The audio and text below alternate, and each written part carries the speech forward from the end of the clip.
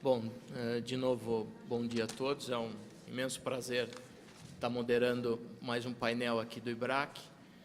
Um painel cujo tema eu acho que tira o sono de bastante advogado, de pessoas físicas acusadas, das empresas, e é um tema de bastante relevo que eu acho que nós vamos discutir aqui. Acho que, como todos sabem, a aplicação do direito concorrencial tem crescido muito nos últimos anos. A cooperação internacional entre autoridades e a presença cada vez mais marcante de instrumentos persecutórios aí e combate às infrações concorrenciais tem alterado, de certa forma, a dinâmica pela qual o CAD processa essas empresas, o CAD traz seus casos e as próprias empresas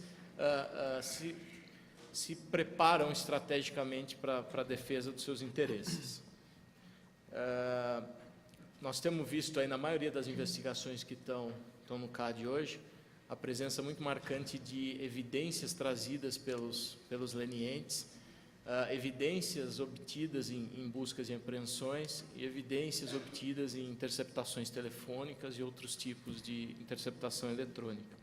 Então, a ideia um pouco desse painel, trazendo experiências um tanto quanto diferentes aqui, dos dois lados do balcão, é discutir um pouco, explorar quais são, na visão de cada um, algumas das estratégias vencedoras aí de defesa em investigações de cartel.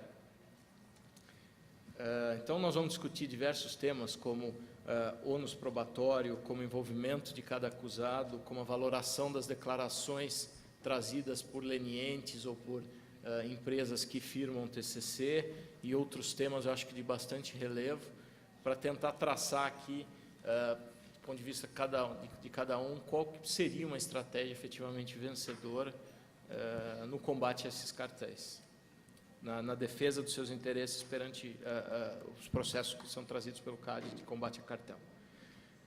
Para esse debate, então, nós acho que contamos aqui com um painel bastante distinto.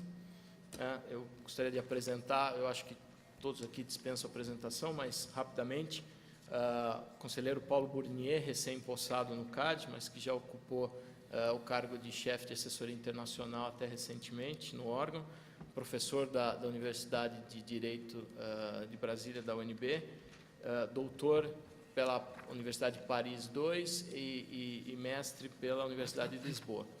Também nós temos aqui o Dr. Scott Heyman, que atualmente é sócio do escritório Gibson & Dunn, mas ele foi procurador do Departamento de Justiça dos Estados Unidos por 25 anos, tendo ocupado por 8 anos o cargo de chefe de procurador-geral, chefe da Divisão Antitrust do Departamento de Justiça. Doutora Priscila Brolli, que é sócia do escritório Vela Pugliese, doutora e mestre pela Universidade de São Paulo e membro do IBRAC. E o Dr. Maurício Zanoide, também sócio do escritório Zanoide, professor livre-docente da Faculdade de Direito da Universidade de São Paulo e também doutor em Direito do Processo Penal pela mesma casa. Então, antes de a gente entrar propriamente nos debates, eu gostaria aqui que cada um, começando pelo Dr. Paulo, trouxesse aqui alguma reflexão inicial sobre o tema, para que depois a gente possa especificamente entrar em algumas questões, deixando aí ao final um espaço para perguntas do pessoal. Então, Dr. Paulo, com a palavra.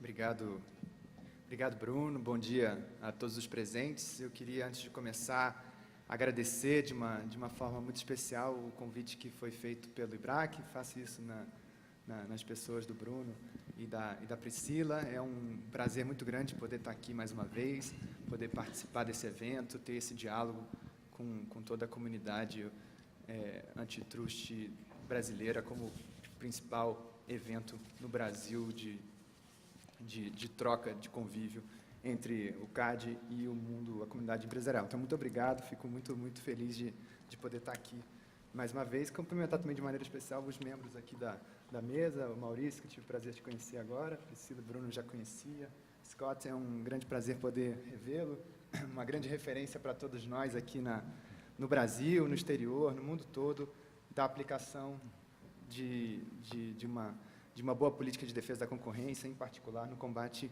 a cartéis internacionais.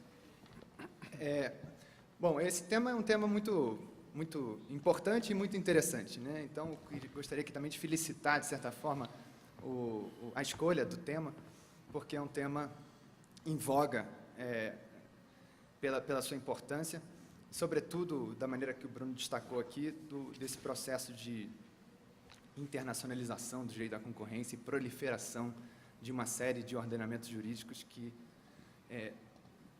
estruturam, né, os ilícitos concorrenciais, autoridades da concorrência, de uma forma geral, que permite, então, de uma forma especial, discutir esse assunto. Um aspecto que me chama a atenção, que me foi aqui sugerido de comentar, é o critério que o CAD vem utilizando para a inclusão ou não de pessoas no polo passivo do processo administrativo na sequência da assinatura de um acordo de leniência. Esse é uma questão-chave no todo o processo que acontece na autoridade da concorrência. Gostaria aqui de fazer uma breve observação. É um tema que toca, sobretudo, uma estratégia da Superintendência Geral, como órgão autônomo do CAD. Então, portanto, o que eu digo aqui é um pouco da minha impressão, da forma como eu vejo essa evolução e essa prática desse momento específico da investigação. E claro que no tribunal depois a gente vai olhar sobre outra perspectiva. O que eu acho interessante destacar e chamar a atenção com relação a esse ponto específico, da inclusão, da escolha, né, de incluir ou não pessoas no polo passivo do processo na sequência da assinatura de um acordo de leniência. O que a gente tem visto cada vez mais, e eu acho que isso vai se solidificando com a prática, é um cuidado muito grande da parte da Superintendência Geral de tentar fazer uma análise não só quantitativa, mas qualitativa dos elementos que foram trazidos ali no acordo de leniência. É claro que esse aspecto vai depender muito da qualidade do acordo de leniência, né? Assim considerado o relato, o histórico da conduta, os documentos trazidos. Então, cada caso, o caso concreto vai depender muito da qualidade do acordo de leniência.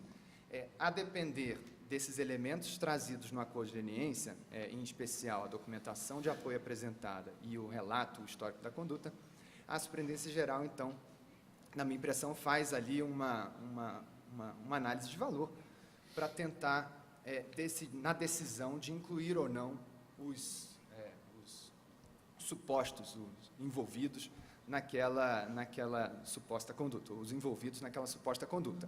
Uma distinção que eu acho muito importante também chamar a atenção é a distinção de pessoa jurídica e pessoa física. Me parece claro que o standard, né, o standard de prova para a inclusão de pessoas físicas num processo administrativo é mais elevado do que das pessoas jurídicas. Exemplos que a gente pode verificar do cotidiano, e aí eu falo não só do CAD, mas também dividindo um pouco da experiência internacional.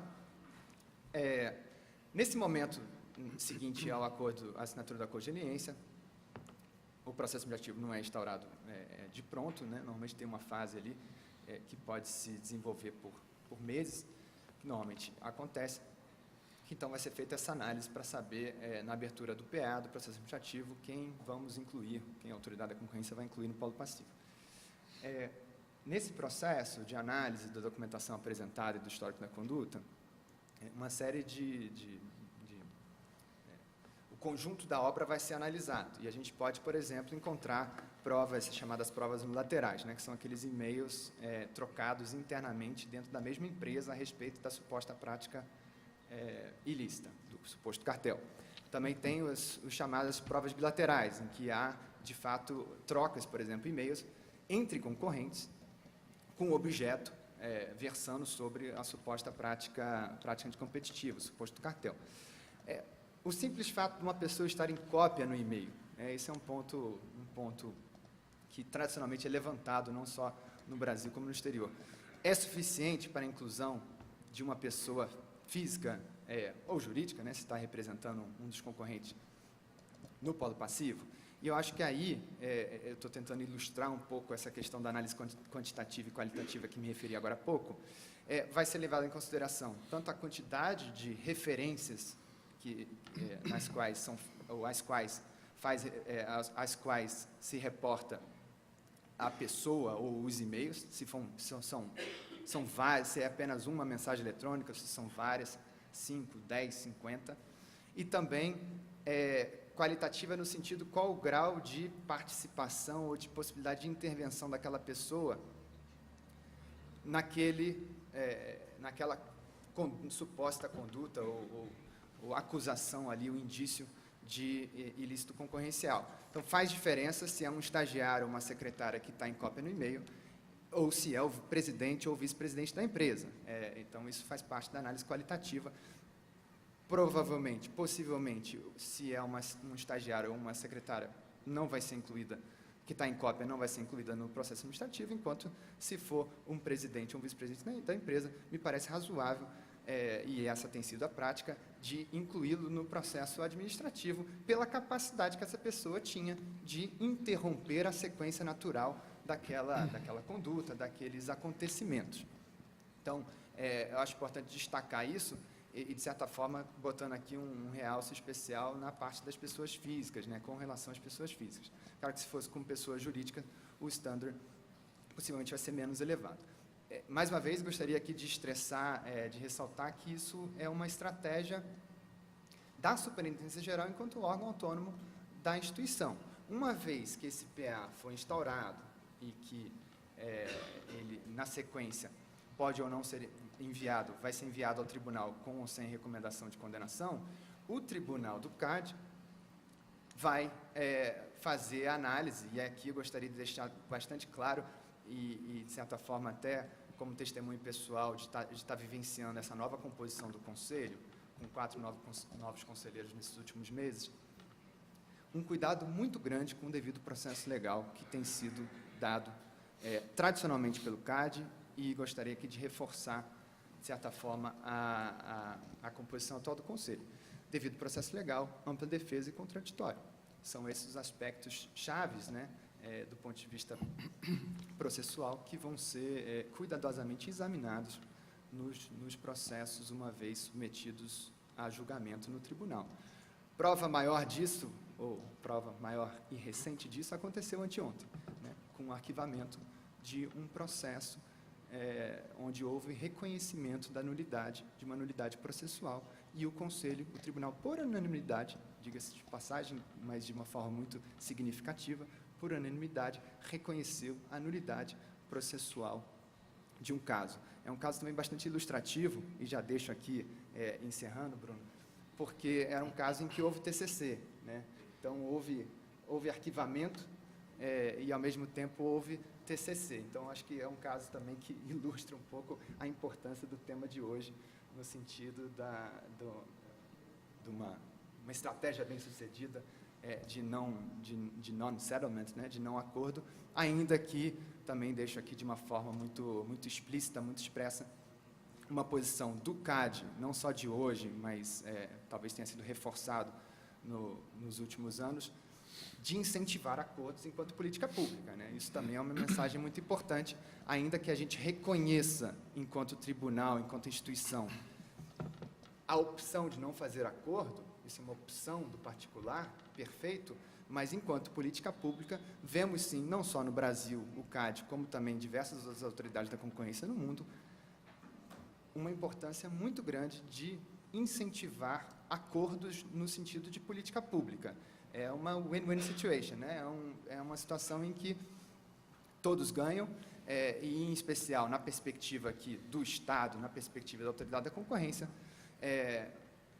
você tem não só o encurtamento do processo, né? Ou seja, uma abreviação do processo e, portanto, uma economia, uma redução ali do ponto de vista de recursos humanos e financeiros que são alocados, do ponto de vista de estratégia de alocação de recursos humanos e financeiros, gestão mesmo da autoridade da concorrência, mas, sobretudo, e faço destaque aqui por um artigo que foi publicado essa semana na Folha pelo procurador-chefe do CAD, Vitor Rufino, e pelo Francisco Mendes, que destacam que a atual política de acordos do CAD, sobretudo depois da reforma de 2013, migrou de uma simples noção política de encurtamento de processo para uma verdadeira estratégia de combate a cartel, né? E eles mostram isso no artigo e com números pela quantidade enorme, se eu não me engano, na ordem de 50 TCCs que foram firmados nos últimos 2 anos, uma estratégia bem sucedida de TCC, ou seja, de acordos no sentido de reforçar uma investigação em curso, no sentido de reforçar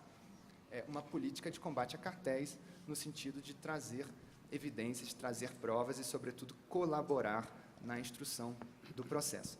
Eu encerro por aqui nessa mensagem inicial, até por questão do tempo. Agradeço de novo, Bruno, pela palavra. Good morning. It's really an honor to be here. I want to thank IBRAC for the invitation to be here with you and to be in Brazil in such a historic time. In the United States, we've had an antitrust law since 1890. We've had a leniency program since 1993. But I can tell you, in case, and I don't think you probably need a reality check, but the level of public consciousness of antitrust, of the words bid rigging, immunity, is so much greater here in Brazil today than it has ever been in the United States and that it has ever been anywhere in the world. It's unbelievable how much attention the car wash case has, and I won't talk to you about that because you're much closer. But that is going to result in really significant consequences for companies and for CAGE. The stakes are very high.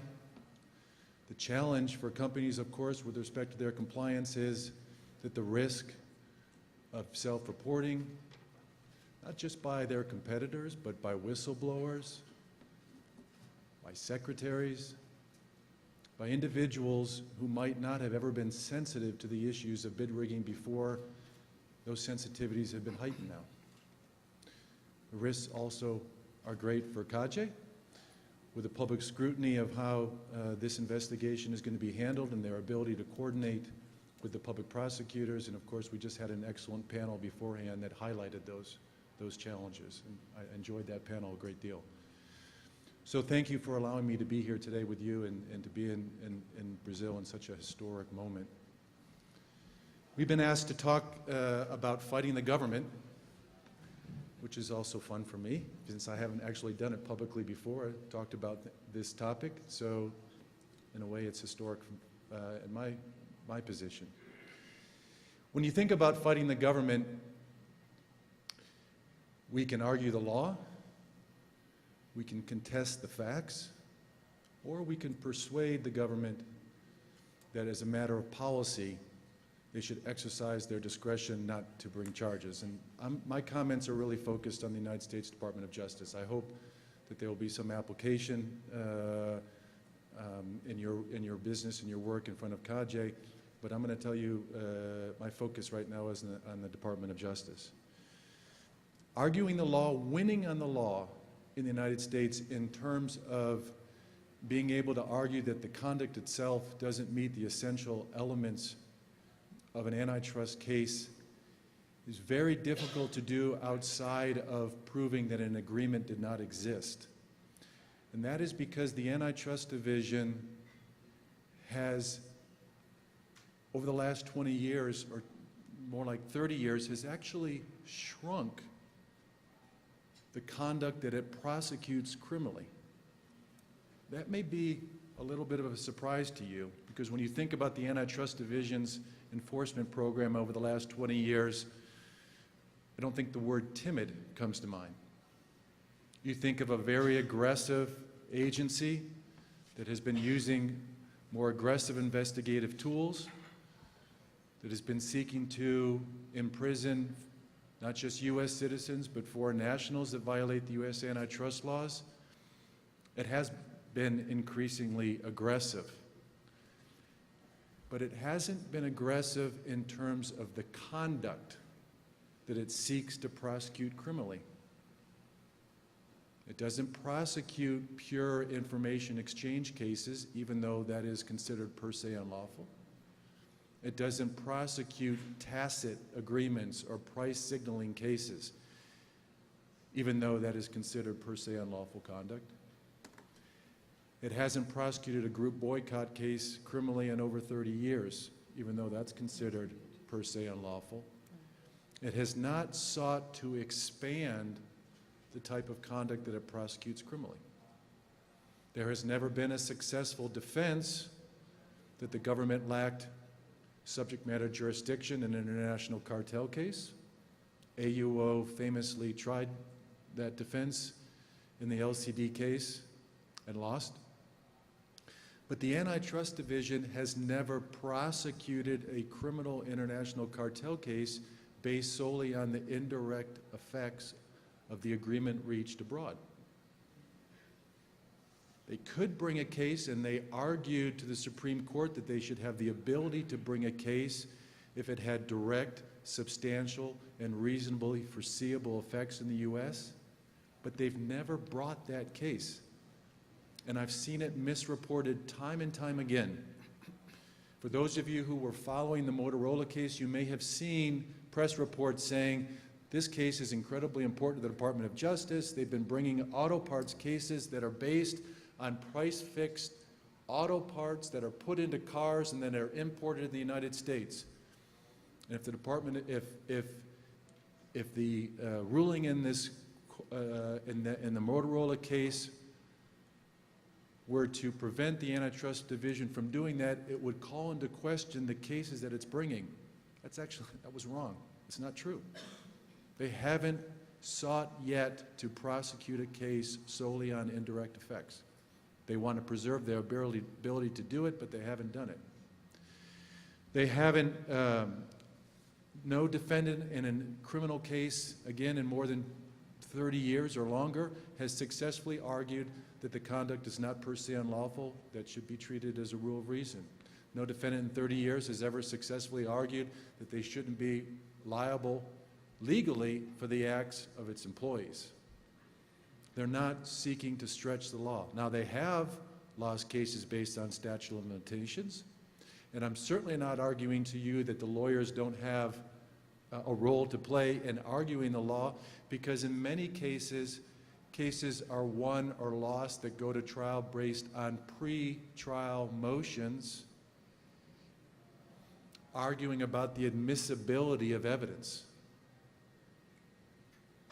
Defense lawyers win cases all the time because they argue the law about testimony being hearsay or documents being admissible on other basis that limits the scope of what the government can put in front of the jury. And there are hard-fought battles based on what the jury instructions should be. So there certainly is a place for the law. I don't mean to argue otherwise.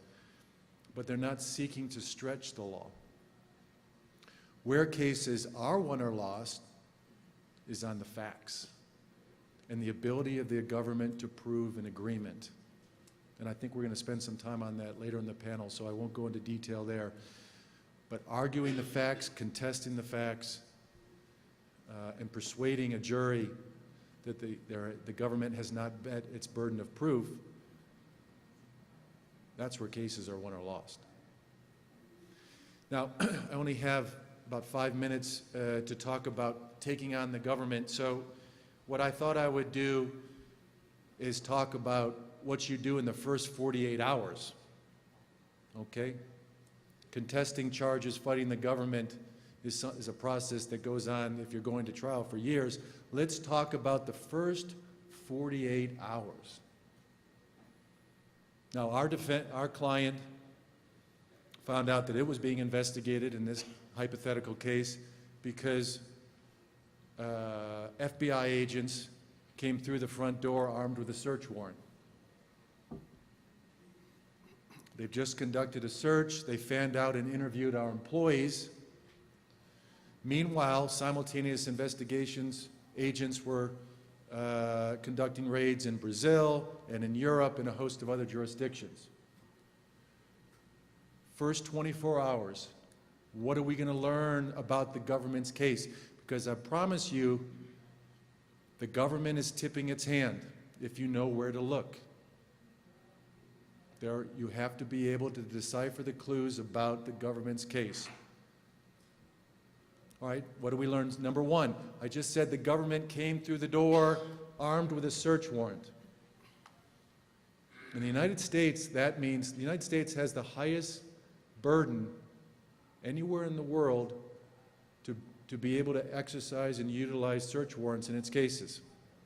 So if they got a search warrant, we have a problem. They've been able to establish probable cause to an independent magistrate. Probable cause, not just that a crime was committed, but probable cause that there is evidence of that crime on the premises. And they have to meet a recency argument that there's probable cause that a crime was committed, that evidence of that crime is on the premises, and it's still going to be on the premises because the evidence of that probable cause is recent. Well, what have we learned? We've learned, number one, that almost for sure the government has a leniency applicant. There's no way they're going to meet that problem. Very difficult, I should say. Not no way, but very difficult to reach that standard. They've got an insider for sure. Could be a secretary, could be a whistleblower, could be an insider. Probably in this day and age is a leniency applicant. We know that we have a problem in the United States. We've got some connection to the United States because they've been able to establish probable cause for the premises.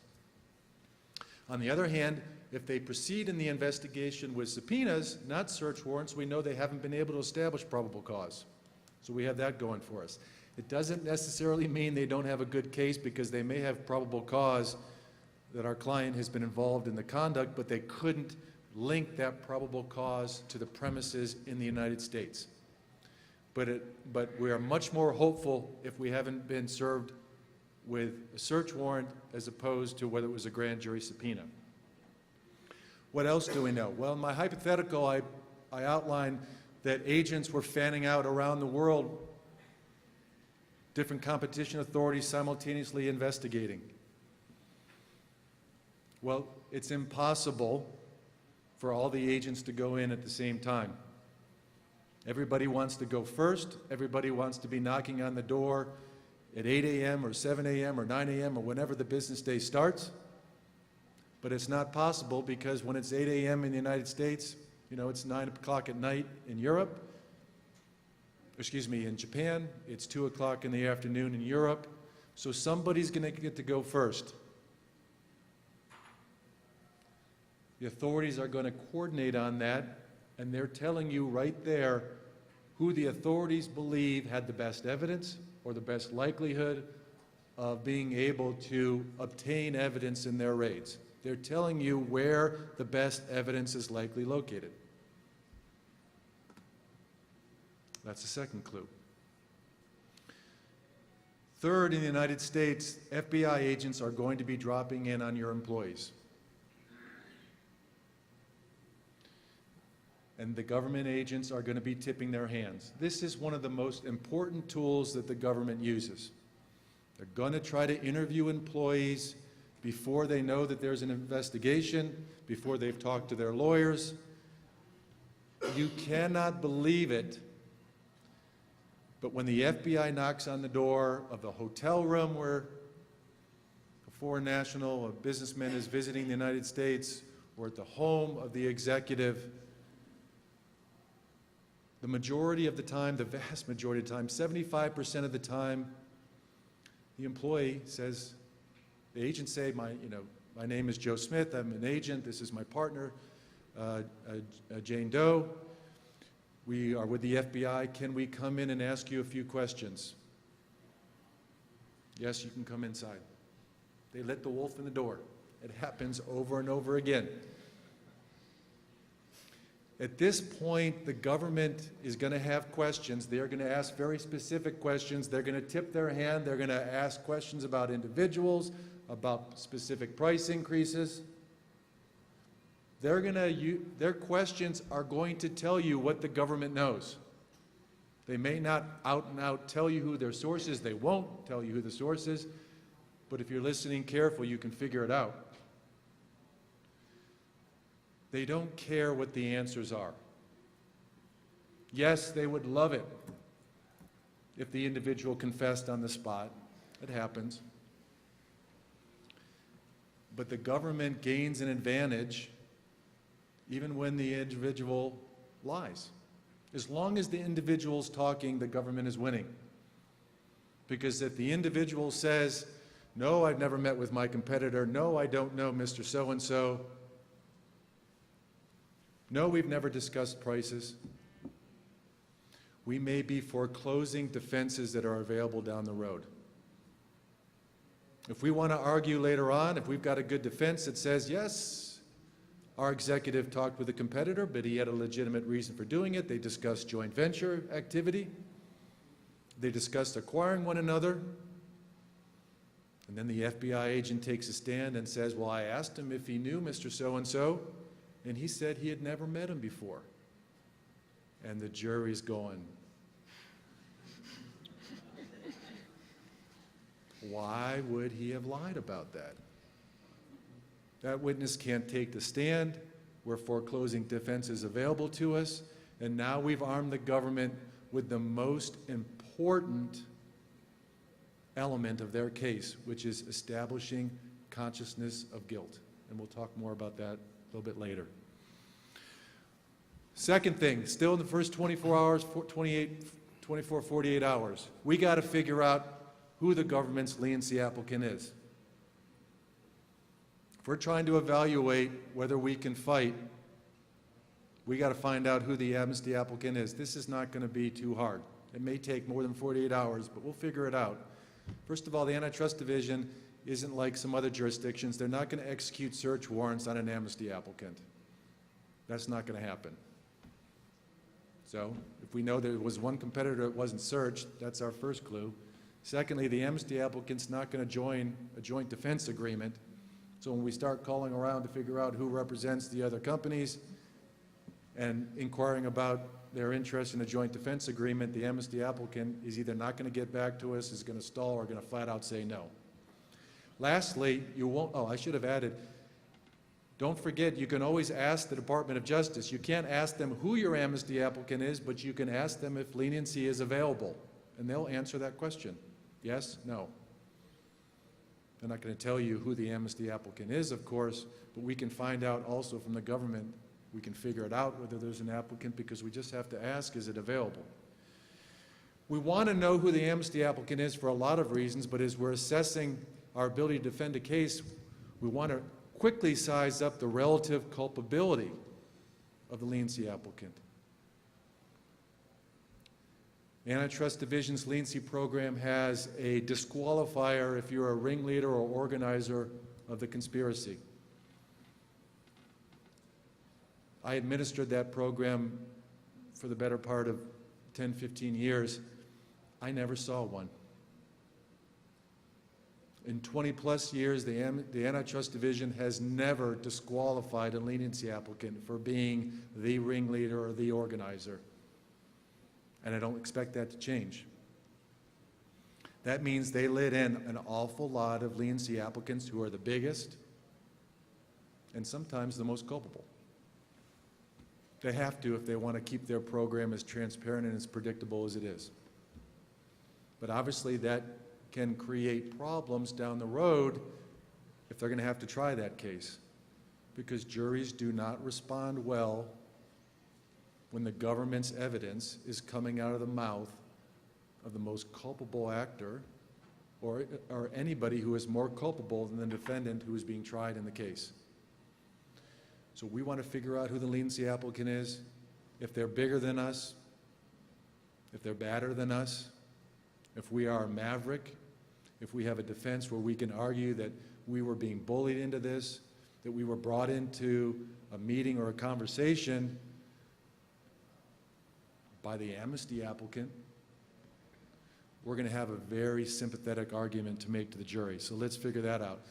The third thing we want to try to do in 24, 48 hours, it's probably going to take a little longer than that, is we want to put our arms around the conduct. We want to figure out how important is it for us to be second.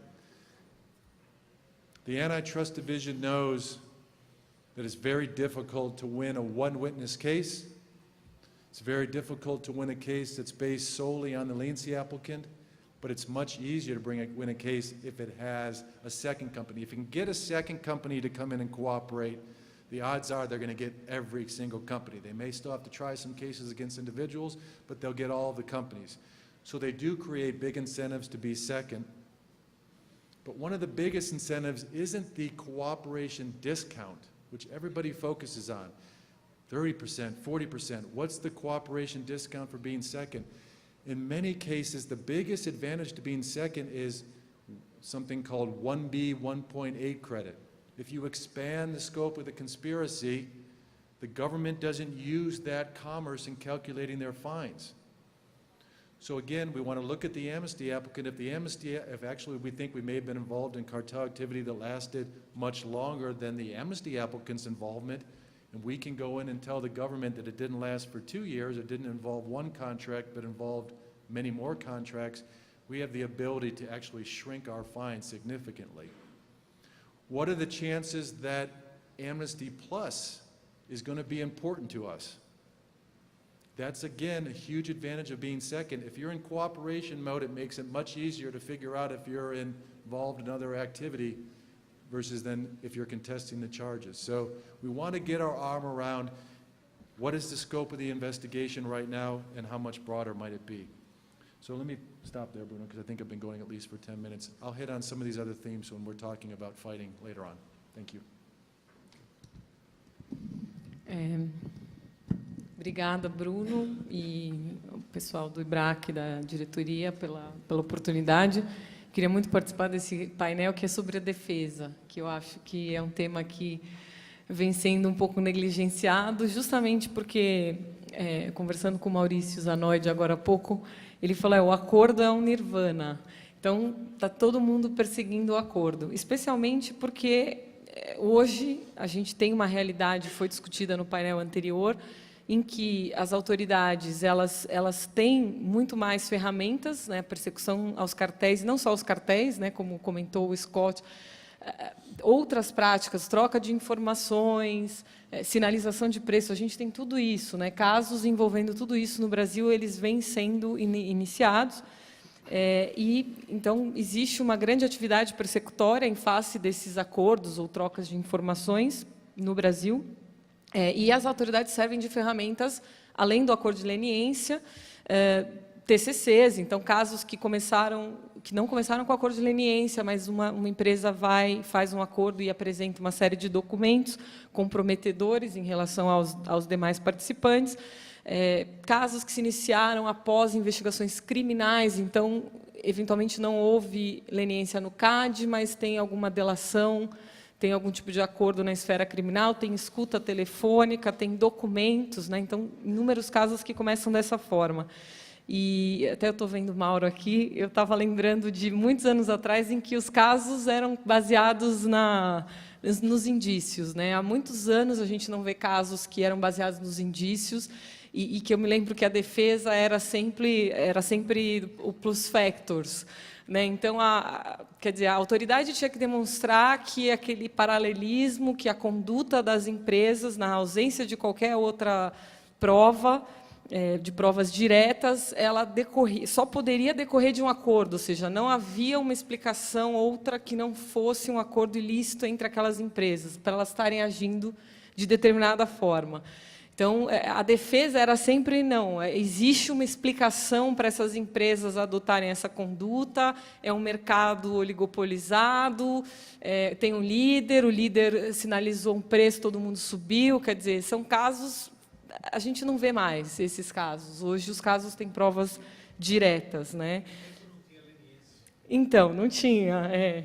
E agora, quer dizer que agora não tem outra possibilidade. E aqui eu não estou falando, um ponto importante aqui que a gente falou um pouco entre nós aqui no painel, a ideia não é falar de defesa processual, é falar de defesa do mérito mesmo, ou seja, até acho importante que o CAD se preocupe e, claro, todos os casos eles sempre têm inúmeros argumentos processuais e é importante que o devido processo legal e aspectos processuais sejam observados. Mas eu acho que a ideia desse painel é falar, existe a possibilidade de se defender no mérito em um caso com todas essas ferramentas, né? E aí, acho que todos aqui fizeram as suas pesquisas. Eu fiquei muito surpresa com algumas coisas que encontrei, lendo os casos, alguns casos até que não são tão conhecidos, porque não são casos muito grandes, que tiveram grande destaque, coisas muito interessantes que eu espero poder discutir nesse painel. Mas o que eu queria colocar como argumentos iniciais existe, sim, a possibilidade de se defender no mérito.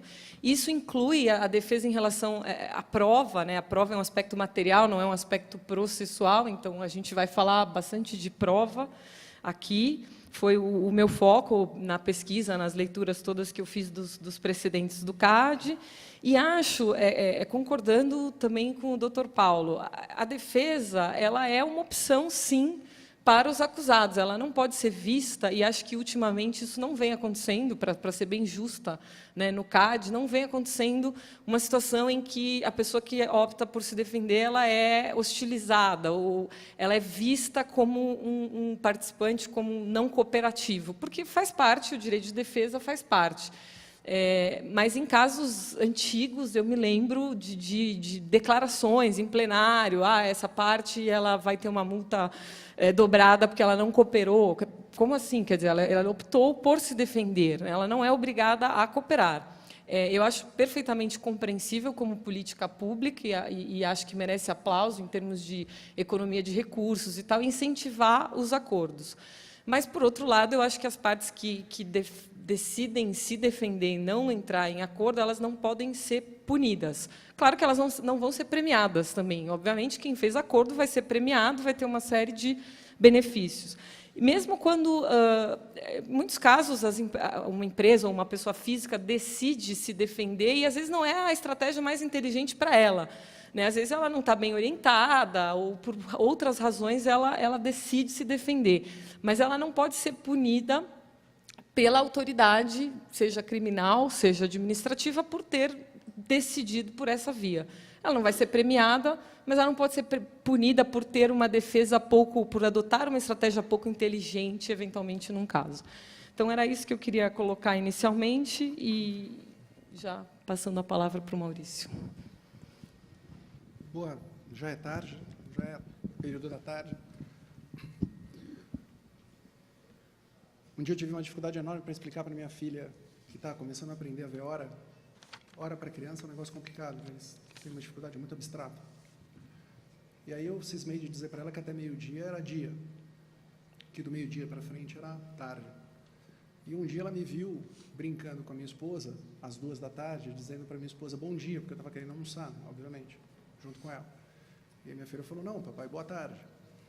Eu falei, não, minha filha, bom dia. E aí eu comecei a ver que a situação ficou muito complicada para ela. Eu falei, é verdade, meu filho, o papai se enganou. Boa tarde. Boa tarde, para os senhores. Eu sou um estranho no ninho aqui. Né? Eu sou um estranho no ninho por duas razões. Primeiro, porque o meu exercício profissional, somente há pouco tempo, de pouco tempo para cá, é que, uns 5, 6 anos, o que eu reputo pouco tempo, é que tem se atido a essa área penal vinculada a cartéis. Até então, eu era um advogado criminal. Para muitos, um advogado de segunda linha. Mas são as consequências de não se estudar na vida. E comecei a me deparar com um mundo muito mais complexo do que eu imaginava. Porque nesse mundo existe um senso punitivo muito maior do que um senso, acreditem, muito maior do que o senso punitivo na área penal. E por que ele é maior? Ele é maior porque não existem freios. O direito penal, o processo penal, o direito criminal, ele tem uma história muito longa. E nessa história muito longa, muitos equívocos foram cometidos. E o sistema internacional começou a verificar que precisa de freios antes de se punir. Eu gostei muito da imagem trazida pelo Scott, e aproveito para lhe cumprimentar. Ele disse que vivemos momentos tempestuosos aqui. Eu diria aos senhores que eu gostei mesmo da imagem, mas a que eu tinha até então era que nós vivemos momentos de frenesi. Nós vivemos aquele momento de caça às bruxas. Esse momento de caça às bruxas está encontrando um ótimo no sentido de senso coletivo. E está encontrando uma divulgação na mídia que transforma coisas absolutamente complexas em manchetes de jornal sendo ditas assim pela população na rua. Eu talvez tenha ficado tão assustado quanto o Vinícius ficou quando soube da notícia que alguém depois, na Lava Jato, e falou de cartel. Eu fiquei extremamente estupefacto, porque eu tinha certeza absoluta que aquelas pessoas que estavam depondo não tinham um senso técnico sobre cartel. E pior, foi no dia seguinte, todas as manchetes de jornal darem o fato como consumado. Existe um cartel, ponto. E isso está sendo publicado há, hoje, mais de um ano, seguramente. A manchete do cartel começou em outubro do ano passado. O grande problema é, será que o CAD conseguirá reverter isso se ele entender que não há cartel? Ou se ele entender que naquele mercado era impossível haver cartel? Essa é uma pergunta que a gente ainda não teve a experiência de responder. O órgão como o CAD ainda não lidou com a teoria do fato consumado e com a pressão da mídia e com a pressão política. Isso vai acontecer. Sempre acontece nos julgamentos. E essa é uma realidade que nós vamos ter, principalmente uma situação tão, como foi dito na mesa passada, tão paradigmática, tão emblemática. E se ela é paradigmática, se ela é emblemática, se ela é única, se ela é a mais intensa, se ela é maior, o peso vai ser o maior. Senhores, me pareceu, eu assisti a palestra passada, me pareceu que naquele momento todos nós, inconscientemente, e para nós brasileiros isso é muito fácil. Tem um problema aqui de som, né? Para nós brasileiros é muito fácil. Todos nós vestimos a carapuça dos culpados. Vamos todos correr para fazer acordo, porque esse é o nirvana. Eu não falei nirvana, mas eu gostei muito da expressão, e quando eu falei para ela algo parecido com nirvana, e por isso que ela falou nirvana, eu falei de maneira irônica, obviamente. Não porque eu seja contra. Vamos deixar isso claro. Eu tenho essa vocação, eu tenho aqui alguns ex-alunos da faculdade, alguns amigos da faculdade, eu tenho uma certa vocação de apanhar de todo mundo. Isso é muito comum. Claro que algumas questões psicológicas explicam essa... Por quê? Porque na faculdade, quando surgiu as primeiras discussões a respeito, naquela época, de delação penal, não se falava nem de leniência, nós estávamos falando do final da década de 80, começo da década de 90, quando as primeiras normas penais trouxeram de uma maneira absolutamente leviana, porque dizia delação, e mais nada, era uma expressão, era uma coisa nominada. Eu fui um dos primeiros a dizer para as pessoas na faculdade, nos bancos universitários, para os colegas, isso é uma coisa que precisa ser analisada com seriedade. Está muito mal escrito, aliás, nem escrito está, aliás, o nome escolhido por nós, delação, que foi o que ficou marcado, é o que aparece nos jornais, tecnicamente está absolutamente equivocado. Eu orientei uma tese, uma dissertação de mestrado da faculdade, em que a aluna foi falar sobre delação, porque na época só existia a expressão legal delação, e ela verificou e fez todo um estudo mostrando que, na verdade, o termo correto era colaboração. E todos os erros históricos e semânticos da palavra. E eu, muitas vezes, estimulei esse tipo de coisa e continuo estimulando até hoje. O que eu sou contra é esse desenfreamento que toca no ponto que a Priscila falou e que talvez agora entra na minha área. Essa corrida sem peias. E quando eu falo peias, eu estou me referindo a peias constitucionais, legais. Nós vimos aqui na primeira mesa, se eu tenho que extrair um senso comum da primeira mesa, o senso comum da primeira mesa é o seguinte: confia em nós. Porque lei não tem. Casadinha, certinha, completa, não tem. Vem em nós.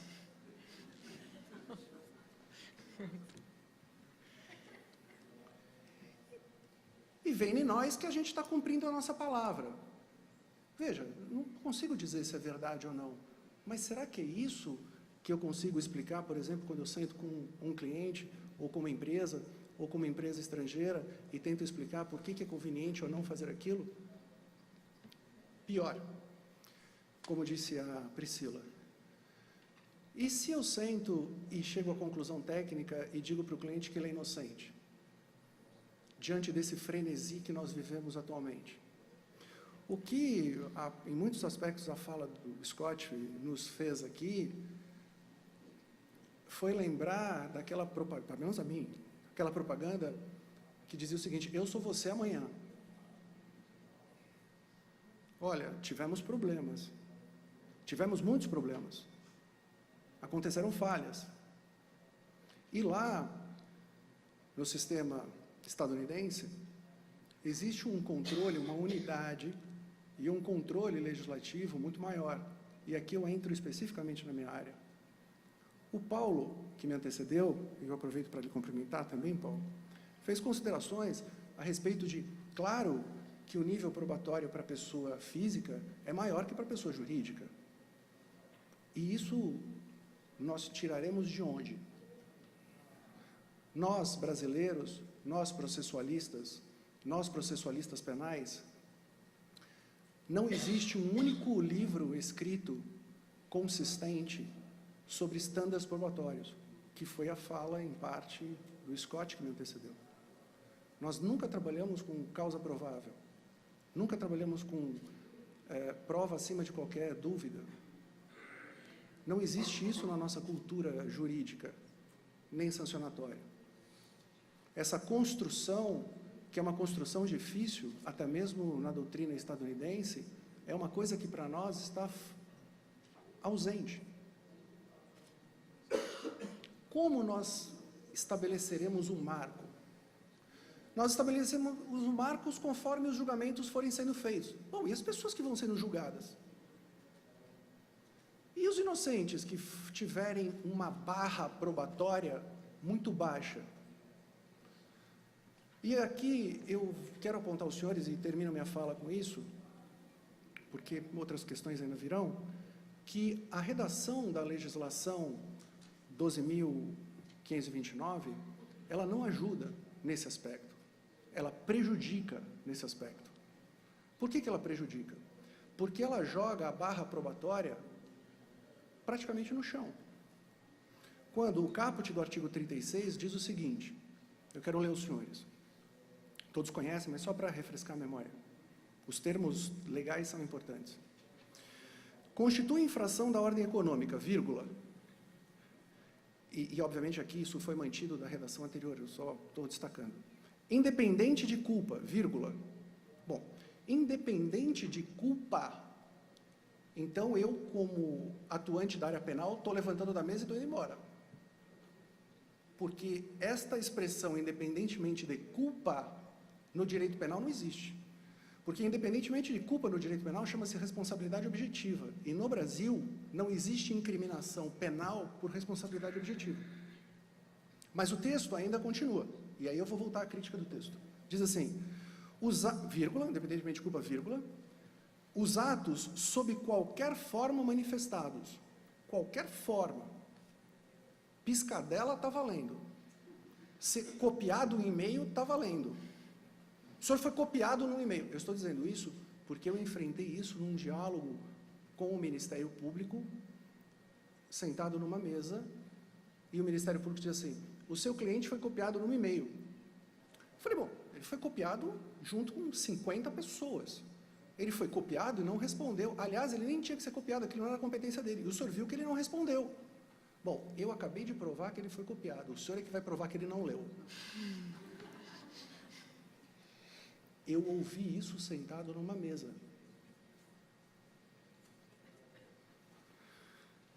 E aí, quando eu vejo independentemente de culpa, significa que independe da vontade. Mas, continuando na leitura do dispositivo, diz assim, que tenham por objeto, olha, que tenham por objeto significa que tenham por objetivo, que visem. Não existe visar alguma coisa sem culpa. Não existe. Culpa aqui é no sentido lato, culpa no sentido de vontade. Não existe visar sem vontade. O independentemente de culpa, portanto, foi colocado aqui para julgar a barra probatória, porque se é independentemente de culpa, eu não preciso provar. É independentemente de culpa, eu não preciso provar o elemento subjetivo. E no direito penal, a diferença entre culpa e dolo é monumental. Quando eu falo culpa aqui, obviamente eu falo no sentido lato das duas expressões, mas quando agora falo dolo e falo culpa em estrito senso, é monumental. É a razão de absolvição ou não, é a razão de punição ou não, é a razão de ser processado ou não, é a razão do fato ser típico ou atípico. E quando eu olho as condutas descritas nos incisos desse mesmo dispositivo, não existe um único verbo culposo. Todos são dolosos, todos são intencionais, sem exceção. Então, das duas, uma. Ou o legislador cometeu uma contradício in re ipsa, porque ele escreveu algo no caput que não corresponde com o inciso, ou, e eu não acredito nisso, ou ele escreveu no caput, olhando para uma coisa, vou facilitar minha vida probatória, e escreveu os incisos olhando para outra coisa, preciso definir algumas condutas. Só que o que ele fez não, como diria minha avó, orna. Não orna. Não orna. Existem outras considerações a serem feitas, e aqui eu lembraria, por uma questão pessoal, da presunção de inocência. Como é que nós, e aqui termino com essa observação, nós temos o devido processo legal, temos o contraditório para a defesa, mas e a presunção de inocência? Existiria presunção de inocência no CAD? Essa é uma boa pergunta. Existiria presunção de inocência no CAD?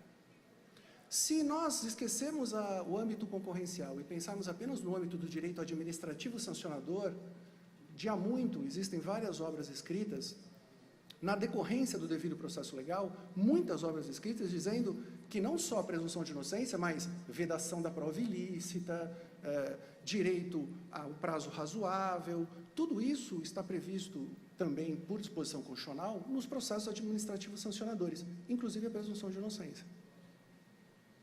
Como ficará a presunção de inocência, não com aquela pessoa que obviamente faz um acordo de leniência, nem um TCC, obviamente, mas como ficar?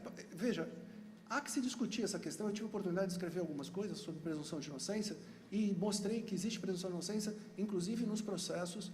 Essa é uma questão mais complexa. Vou poupar os senhores nessas questões processuais, mas inclusive nos processos em que existe confissão. E eu me referi às ações penais. Mas não, aqui a questão não é essa. A questão é melhor. É mais fácil. Como fica a presunção de inocência depois que aquela pessoa que fez o acordo de leniência encostou aquele dedo maldito em você? Chegou e falou, ele estava junto. Ela pegou o dedo lá e tocou, né? Falou, eu estava, fiz, está aqui e tal, mas ele também estava. Porque existe um sigilo muito grande com relação à elaboração dos acordos, essas coisas todas, mas num determinado momento, e principalmente depois que os acordos são feitos, depois que o processo se inicia, isso vai para a imprensa. Como explicar para uma empresa que aquele dedo que lhe encostou pode eventualmente ser divulgado nos jornais e a imagem da empresa está maculada?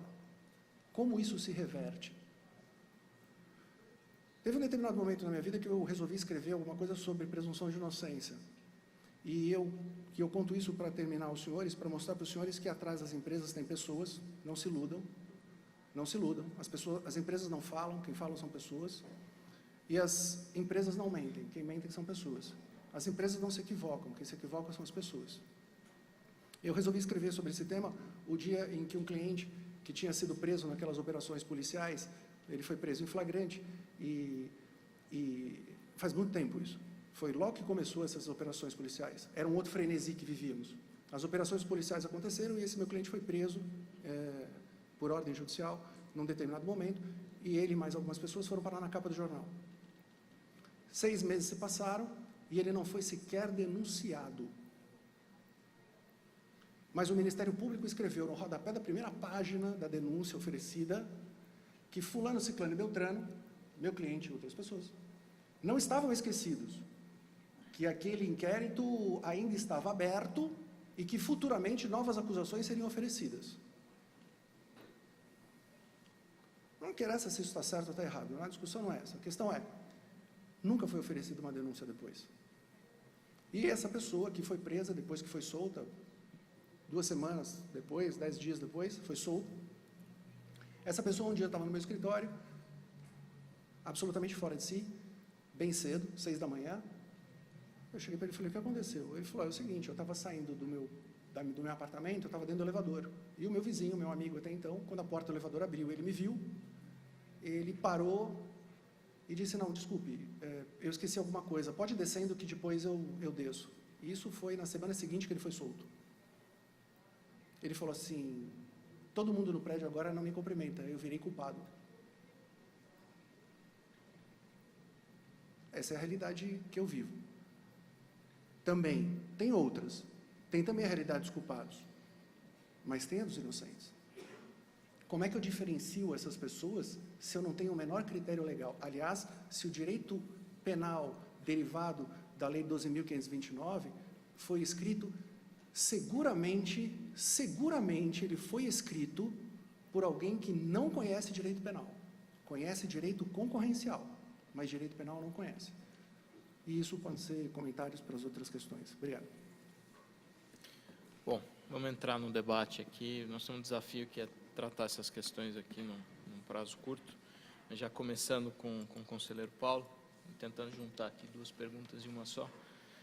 Eu acho que o Scott trouxe um aspecto interessante de cooperação internacional, quando ele mencionou, por exemplo, nesse contexto das buscas e apreensões, a cooperação entre autoridades em si, iniciar a busca por onde haja provavelmente mais evidências. Tá? Então, pegando um pouco esse gancho, eu queria perguntar, conselheiro, como é que tem evoluído as cooperações internacionais entre agências e o que isso representa em termos de instrumentos persecutórios para a aplicação da lei concorrencial pelo CAD?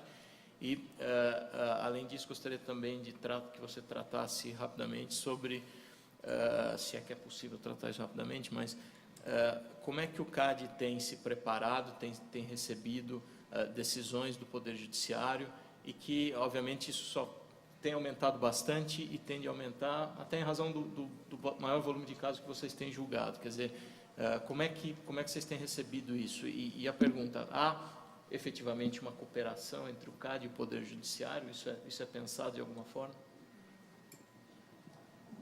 Obrigado, Bruno. Vou tentar ser bastante breve aqui por conta do avançar da hora. Com relação à primeira pergunta de cooperação internacional, eu agradeço pela oportunidade, porque eu passei os últimos 4 anos da minha vida profissional bastante envolvido com esse assunto e sou testemunha de uma realidade muito interessante que o Brasil vivenciou. Um salto de qualidade muito grande na área de cooperação internacional na defesa da concorrência. Em larga medida, por conta do novo desenho institucional que a Lei 12.529 trouxe para a Autoridade da Concorrência. Basta dizer que antes nós tínhamos 3 autoridades da concorrência no Brasil, cada uma com um assessor internacional, seja a função plena, exclusiva ou compartilhada com outros, mas era uma atividade descentralizada, a assessoria internacional dos órgãos de defesa da concorrência, ainda que existisse ali, o CAD desempenhava um esforço de coordenação dessas 3 autoridades, e agora, no que toca ao enforcement, no que toca à aplicação das regras de defesa da concorrência do país, a 12.529 permitiu, então, esse novo desenho institucional com uma assessoria, com uma unidade internacional centralizada no CAD, e eu tive essa grata felicidade, esse privilégio de poder estar presente nesse momento histórico do país, histórico da defesa da concorrência, no sentido de novo desenho institucional, que realmente transformou essa realidade. Hoje, no CAD, a gente, de fato, tem uma unidade internacional que presta suporte e fica bastante envolvida em todos os casos internacionais da instituição. O lado mais visível e mais importante num primeiro momento foi, de fato, no controle de estruturas. O ano passado, 20% das fusões de rito ordinário, ou seja, aquelas que fugiram do fast track, 20% das fusões de rito ordinário foram objeto de cooperação internacional com outra autoridade da concorrência do mundo. Esse número, esse ano, eu tenho a informação que já aumentou, ou seja, a proporção já aumentou do número de casos que são objeto de cooperação internacional no controle de estruturas. O que é mais interessante, porque isso talvez seja a faceta mais visível, mais fácil, o que é bastante interessante, também posso aqui dizer a título de depoimento pessoal, é um número impressionante de casos de conduta, que também são objeto de cooperação internacional. Isso se aplica tanto a práticas concertadas quanto a condutas laterais. E na minha visão, Bruno, a gente sempre que fala de cooperação internacional em condutas, bom, sempre não, mas talvez uma primeira ideia que vem à mente é a questão da troca de provas, prova emprestada, como é que faz, como é que fez. Mas tem uma outra faceta que é tão ou mais importante, que é a cooperação informal. É a troca de impressões sobre um caso, é a troca de sentimento, troca de experiência, troca de know-how sobre determinado funcionamento de um mercado, sobre o modus operandi de uma prática, de um mercado supostamente cartelizado. Então, isso tem sido muito útil, não só no Brasil, mas também consigo aqui, e me sinto muito confortável em dizer isso, que isso é uma realidade em outros países. Para endereçar a sua segunda questão, Bruno, e tentar aqui me ater à maior brevidade possível na resposta, que diz respeito a, de certa forma, a interface do CAD com o judiciário, eu tenho uma visão muito pragmática, de certa forma, que o CAD está inserido no sistema, dentro de um ordenamento jurídico. O CAD não está ali sozinho, o CAD não é uma ilha. Então, as decisões judiciais, me parece muito natural dizer isso, moldam o funcionamento de um tribunal administrativo. É claro que quando eu digo as decisões judiciais moldam o funcionamento do tribunal administrativo, na minha visão, eu estou dizendo as decisões judiciais finais, né? Tem um estudo muito interessante publicado sob coordenação dos professores Tércio Ferraz e Paulo Forquim, de 2013, salvo engano, que aponta de uma maneira muito evidente, muito clara, de um lado, não só a alta taxa de sucesso das decisões do CAD no judiciário, uma confirmação na ordem de 80%, que é muito expressivo, e também um outro dado muito interessante que reflete nesse estudo, então quem está dizendo não sou eu, na verdade, eu estou citando um estudo aqui de especialistas que fizeram um trabalho empírico sobre o assunto. Uma taxa também muito significativa de virada no mérito ali da decisão de primeira para segunda instância, terceira instância. Então, tem casos que tem, por exemplo, uma decisão de primeira instância que vai em sentido contrário à decisão do CAD, mas essa decisão não molda o funcionamento do Tribunal Administrativo. Então, eu queria deixar isso claro, porque é um aspecto de muita importância no sentido de sinalização que o Judiciário está dando para o funcionamento da autoridade da concorrência. Podia citar aqui uma série de outros exemplos, acredito que, se não todos, a grande maioria já é de conhecimento aqui desse público presente que tem muita afinidade com o tema, mas cito talvez dois aqui para ser bastante breve, de relacionamento do CAD com o Judiciário.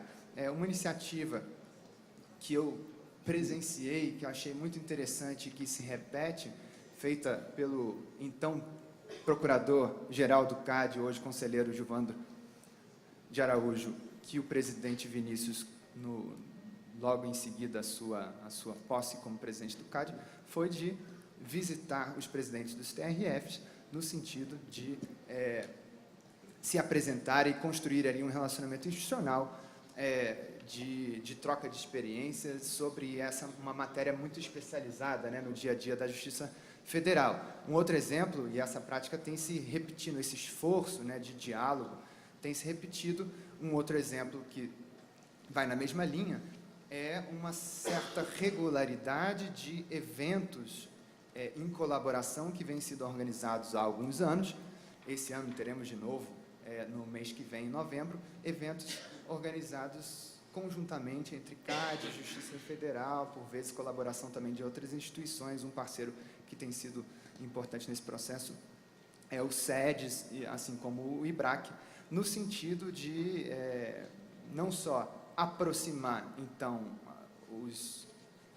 as pessoas que são responsáveis pela aplicação, né, daquelas regras, daquelas normas de defesa da concorrência, tanto na esfera administrativa quanto na esfera judicial, no sentido de trazer uma maior harmonia nos entendimentos que vão sendo construídos e, de certa forma, nesse sentido, minimizando impactos, inconsistências, né? Minimizando inconsistências. Então, um esforço da parte do CAD, e na minha leitura, na minha visão, é recíproco, ou seja, um esforço também de outras instituições, aqui em particular a pergunta foi direcionada ao Poder Judiciário, no sentido de estreitar uma colaboração, de estreitar um entendimento sobre pontos chaves da nossa legislação de defesa da concorrência do Brasil. Então, isso é um pouco do meu sentimento que eu queria dividir, agradecendo de novo pela pergunta. Obrigado, conselheiro. Priscila, um desafio. A resposta para a pergunta do milhão em 5 minutos. Na sua visão, qual é e qual tem sido e qual deveria ser, talvez, o padrão de prova utilizado pelo CAD, principalmente quando trata de questões envolvendo cartel? Essa dinâmica é, de alguma forma, alterada quando você tem uma leniência ou quando você tem um TCC firmado e, consequentemente, a defesa, quando as partes estão diante de um TCC ou de uma leniência? Enfim, desafio mesmo. Eu queria começar aqui pensando aqui no caso de leniência, comentando algo que foi dito, acho que tanto pelo Paulo quanto pelo Scott. Se existe um acordo de leniência, a minha opinião pessoal é de que o CAD chegou à conclusão, a superintendência do CAD chegou à conclusão de que existe um cartel, uma infração. Caso contrário, o CAD não aceitaria assinar uma leniência em que não houvesse evidências ou que a conduta não fosse considerada típica pelo CAD. Então, eu queria partir dessa premissa. O CAD assinou um acordo de leniência, né? Se existe um cartel, além do próprio leniente, você tem pelo menos mais um participante desse acordo, né? Senão não é possível que exista um acordo. Então, o que resta aos demais participantes, né? O primeiro ponto que eu queria comentar numa situação dessas é da inclusão de pessoas no polo passivo, que foi mencionado pelo Paulo. De novo, aqui a minha impressão é que o padrão utilizado pela superintendência para a inclusão de pessoas, ele é, a meu ver, muito baixo. E, contrariamente até ao que a lei determina, porque a lei ela determina que tem que ter indícios suficientes. Na minha opinião, eu tenho alguns casos até recentes em que pessoas foram incluídas simplesmente por estarem copiadas, às vezes uma ou duas mensagens só envolvendo uma determinada pessoa, né? Eu entendo, por outro lado, imagino, né, entender a cabeça da autoridade que puxa, eu vou investigar, eu só estou abrindo um processo, eu não estou condenando, eu vou investigar, pode ser que surjam outras evidências, eu tenho um conjunto aqui maior, essa pessoa foi mencionada pelo leniente, pelo signatário da leniência, então eu vou incluir. Mas o outro lado da moeda, e aí, obviamente, como advogada, acho que eu vou até ser expulsa do IBRAC aqui por dizer isso, como advogada é ótimo que tenha, quanto mais gente, melhor, porque todo mundo vai trabalhar, vai defender algum cliente, né? Mas, assim, sendo bem transparente. Mas, por outro lado, esse tipo, só o fato de ser incluído num processo, em alguns casos, extremamente prejudicial à pessoa. Então, eu conheço casos de pessoas que não conseguiram emprego, que tiveram que prestar uma série de explicações, e são pessoas que acabaram, a gente tem inúmeros casos de pessoas físicas, especialmente, que foram inocentadas. Essa pessoa realmente ela só foi copiada, essa pessoa não tinha obrigação de reportar o cartel, porque ele era uma pessoa do baixo escalão da empresa, então ela não tinha nenhuma obrigação. Então, eu entendo, a minha opinião é que o padrão para a inclusão de pessoas e empresas é baixo. É baixo, e acho que isso tem a ver com vamos investigar e, ao final, obviamente, o tribunal não vai condenar alguém com poucas provas. E não tem acontecido. Geralmente, a gente vê vários casos, até queria citar aqui, vários exemplos de processos com leniência em que houve empresas e pessoas físicas que foram inocentadas. Então, tem o caso das companhias aéreas, né, o cartel das aéreas, em que a United e uma pessoa física da United foram mencionados em documentos, estavam em e-mails e foram considerados como não participantes. Né?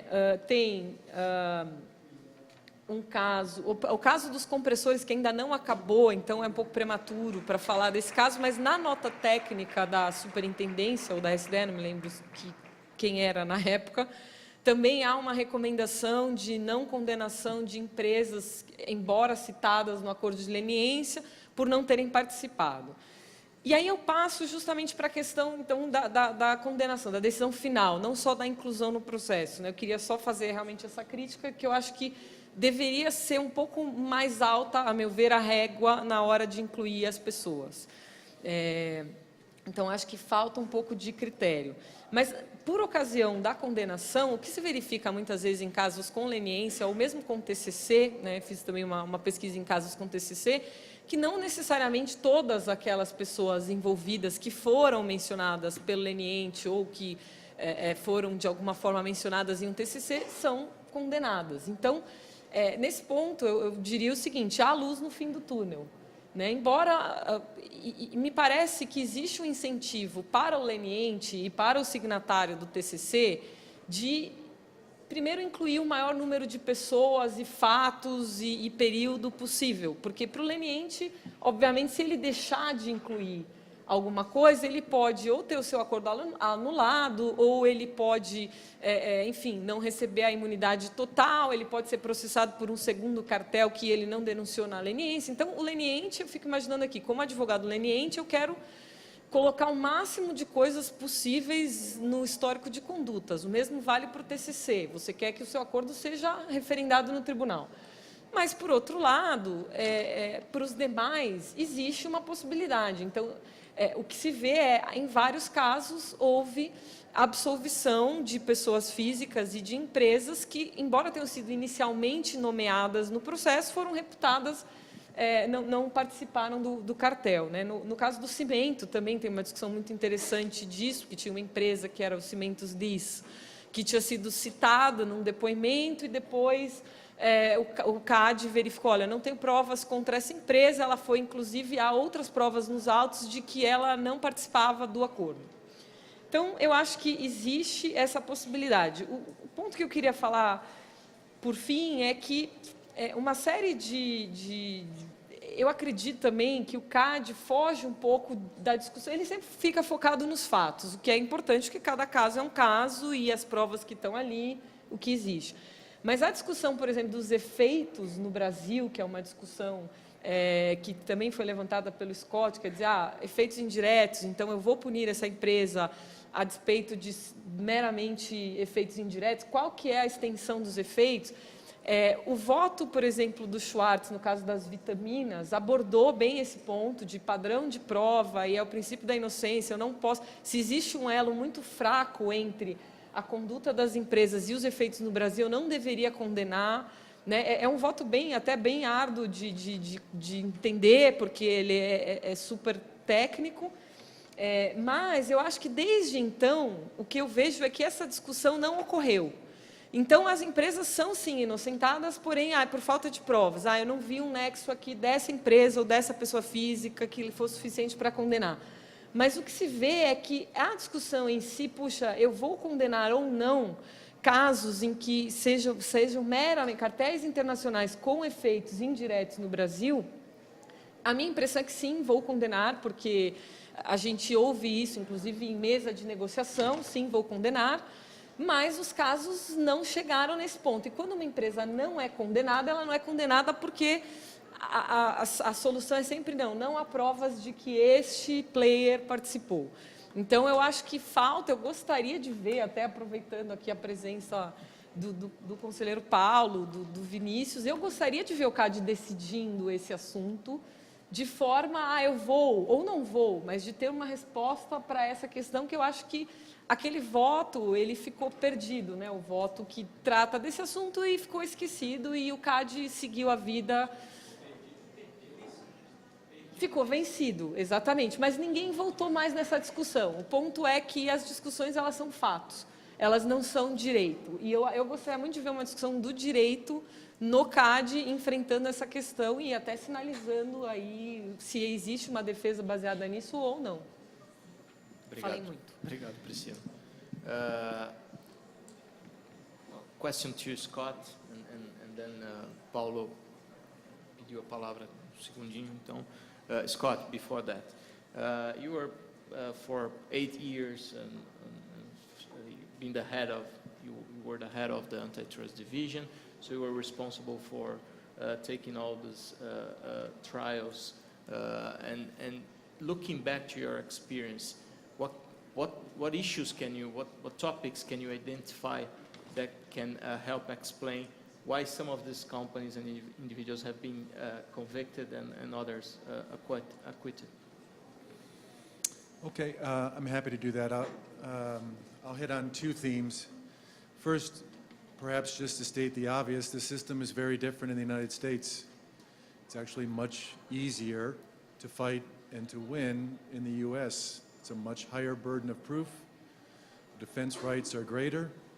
Rules of admissibility limit the type of evidence that can be used in a criminal trial, and the rights of confrontation also limit the ability of the government to use hearsay evidence as well. So those are all significant, but maybe what's most significant is that these cases are being tried by a jury. And unless you've tried cases in the U.S., it's hard to overstate how significant that is, as opposed to having a tribunal, a competition tribunal, deciding guilt or innocence. You're never going to make a technical violation in front of a jury.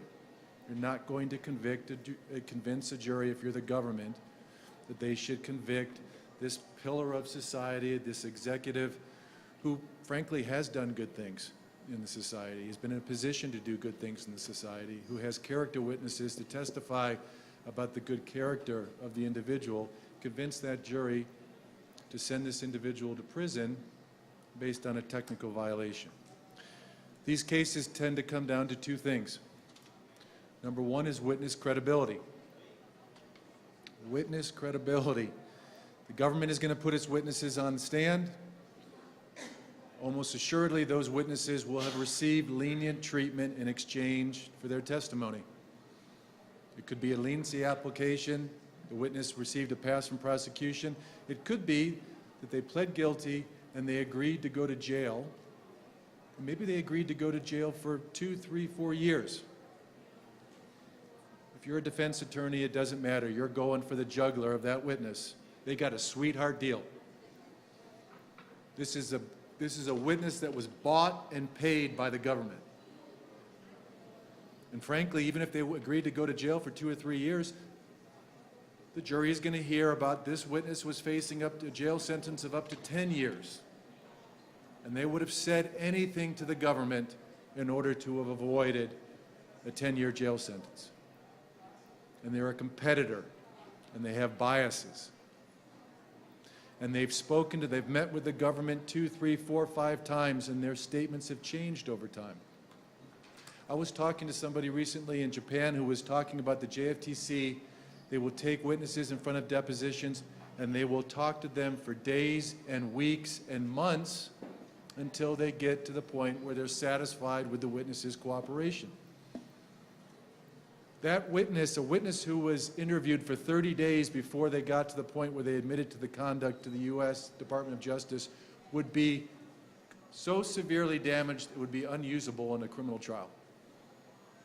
If for 29 days they said there was no agreement, on the 30th day they said there was an agreement, then they received a plea agreement with a reduction in sanctions, the government couldn't even call that witness in front of a jury. You have to establish the credibility of the witnesses. The government cannot vouch for the credibility of the witnesses. They cannot call character witnesses for the credibility of the witnesses. The witnesses are on their own.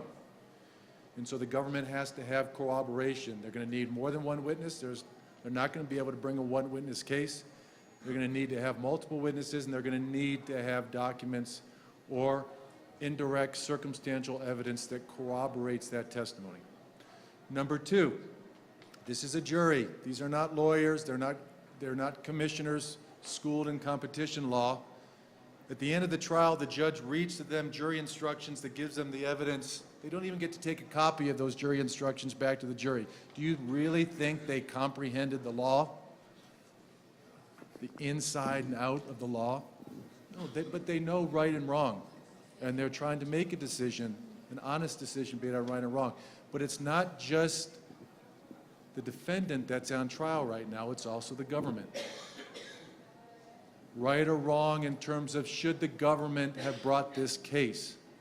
And by the way, these are jurors who are getting paid like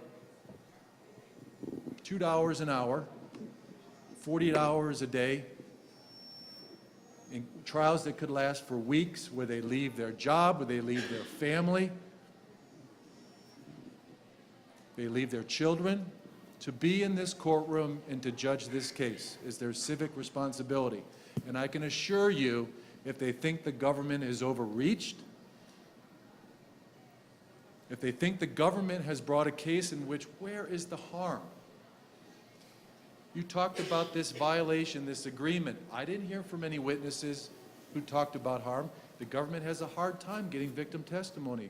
Where are the victims? If the government can't leave the jury with the impression that this is a crime and the defendant is a criminal, they will lose.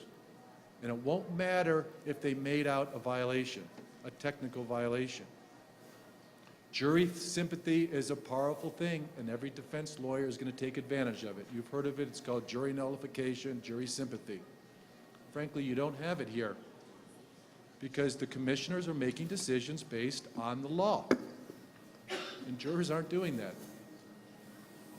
The Department of Justice has had cases where the judge, who couldn't believe the verdict because the judge knows the law, came back and told the government, I talked to the jury afterwards, you put on a good case, but they said they acquitted the defendant because he was old. Well, the defense attorney put the wife, the children, and the grandchildren in the front row of the trial and summed up the end of the closing argument by saying, let this man go back to his wife, his children, and his grandchildren, and into retirement to live the rest of his life in peace. The jury bought it. Staleness. We have a statute of limitations in the United States. It does not resemble your statute of limitations in any way, shape, or form. When I was at the Antitrust Division, they came and said, would you like to extend the statute of limitations? You have a 5-year statute of limitations. Would you like to move it to 10 years? And I said, no. That's not going to help the Antitrust Division win cases because the division loses cases when they approach 5 years. Let's go back to the jurors. The jurors don't want to hear about cases that were 5, 6, 7 years ago. That's not what they're giving their time for. That sounds like overreaching. That staleness. They don't believe that a witness can remember what happened 6, 7, 8 years ago. They love it when the defense attorney says, how many people here can remember what they had for breakfast today? Do you really think that this witness, when he said he remembered exactly what my client said 6 years ago, do you think that was true? Do you think that was credible? They find it to be overreaching. They find it not to be credible. And frankly, they get confused all the time with respect to the jury instructions on statute of limitations. So these are the type of issues that come up in cases. This is where relative culpability is very important. if the government is bringing cases based on the testimony of witnesses, and those witnesses are believed to be more culpable than the defendant, you're probably going to find a not guilty verdict. Thank you, Scott. Paulo, você quer? Obrigado, Bruno. Muito rapidamente, por provocação aqui da fala da Priscila, provocação da fala da Priscila e fazendo uso do meu contraditório e ampla defesa, normalmente a gente tem que deliberar sobre, então eu gosto, é muito gratificante poder usá-lo também, e fico feliz do IBRAC aqui na pessoa do Bruno ter deferido o meu pedido de contraditório e ampla defesa, sabendo que eu estou numa situação aqui muito perigosa, porque o Andreas Mundt, presidente do CAD alemão, costuma dizer: never put yourself between people and lunch. It's very risky. Então eu sei que eu estou numa posição aqui muito perigosa. Mas eu gostaria de fazer um breve comentário só para divergir de um aspecto levantado pela Priscila e convergir em outro, lembrando sempre que a divergência constrói e o consenso apenas consolida. Começando pela convergência, eu acho que esse debate de teoria de efeitos no Brasil é muito importante, e acredito que os casos que estão aí no pipeline, que vão ser endereçados no futuro próximo, médio, pelo tribunal, espero que a gente tenha essa oportunidade, porque, de fato, acho que é um debate muito importante. E, mais uma vez, eu acho que a experiência internacional vai ser muito útil, porque a maneira como a nossa lei está redigida, na verdade, essa redação se repete em outras jurisdições, né? Os efeitos no Brasil, ou potenciais efeitos no Brasil. Então, eu acho que um pouco da experiência estrangeira vai ser bastante útil no sentido de desenhar, delimitar o campo de incidência desses casos. E a pequena divergência que eu ia fazer é que a minha impressão, Priscila, é que, de fato, e aí, de novo, eu estou fazendo aqui uma análise também de fora, porque quando você falou ali da questão da inclusão no processo administrativo, do critério de inclusão de pessoas no processo administrativo, estou fazendo uma fala aqui de fora porque isso é atacado, sobretudo, pelo ângulo da Superintendência Geral. É uma estratégia ou um aspecto processual ali que toca o funcionamento da Superintendência Geral, mas a minha impressão, da forma que eu tenho visto, é que há, sim, um cuidado, pelo menos num passado recente, muito grande com relação à participação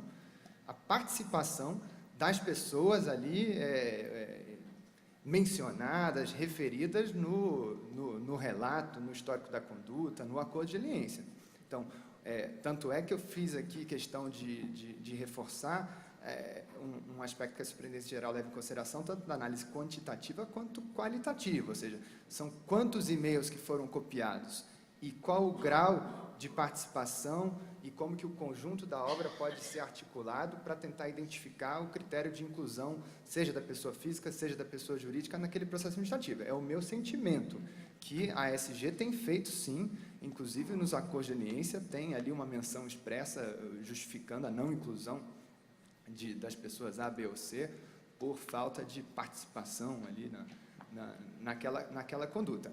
E um último detalhe para encerrar é que, assim, o tribunal é que vai ter a última palavra no sentido da condenação. Então, os casos aqui trazidos em que houve absolvição, em que houve arquivamento frente à pessoa A, B ou C, não necessariamente confirma a tese aqui, ou a impressão que foi trazida, de que a ASG não está com um padrão adequado. A gente não precisa convergir em tudo, mas me parece que essa é uma análise feita pelo tribunal, ou seja, se um caso, uma pessoa A, B ou C, seja ela pessoa física ou jurídica, é eventualmente arquivada, faz parte de todo o processo de contraditório, de ampla defesa, não é o mesmo critério para incluir no processo administrativo, pelo menos essa é a impressão que eu fico. Obrigado e desculpa aí fazer uso da palavra mais uma vez.